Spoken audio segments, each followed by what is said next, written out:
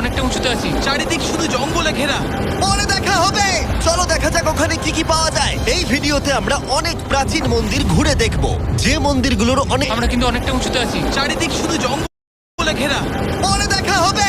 চলো দেখা যাক ওখানে কি কি পাওয়া যায়। এই ভিডিওতে আমরা অনেক প্রাচীন মন্দির ঘুরে দেখব, যে মন্দিরগুলোর অনেক গভীরে রয়েছে প্রাচীন মায়া সভ্যতার গোপন রহস্য। তোমরা এখন যা যা দেখছো, মায়ানরা সেগুলো চাইনি যে আমরা দেখি। আমরা এমন সব জায়গায় যাব যেখানে আগে কেউ। একটা বিশাল মূর্তি, যে ছিল একজন শস্যের দেবতা, একটা জাগুয়ারের মুখের ভেতরে। এটা সত্যি অসাধারণ। ও মাই গড! আমি তোমাকে বলবো আমার কি মনে হয়, তারপরে তুমি আমাকে বলো, ঠিক আছে?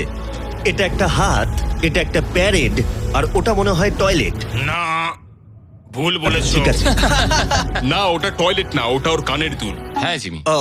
ব্যাপারটা হলো এই জায়গাটা আসলে একটা পিরামিডের উপরে আর একটা পিরামিড, তাই যত ভিতরে যাব তত পুরনো জিনিস দেখতে পাবো। সাবধানে যেও ছেলেরা। সুড়ঙ্গটা খুব নিচু জিমি। বিশ্বাস হচ্ছে না সরকার আমাদের এটা করতে দিয়েছে। এটা অসাধারণ। এমনকি আর্কিওলজিস্টদেরও এখানে ঢোকার কোনো অনুমতি নেই। আমরা এখন কতটা গভীরে আছি? 1 ঘন্টা ঘুরে দেখার পরে আমরা এই প্রাচীন মন্দিরের একেবারে শেষে এসে পৌঁছলাম।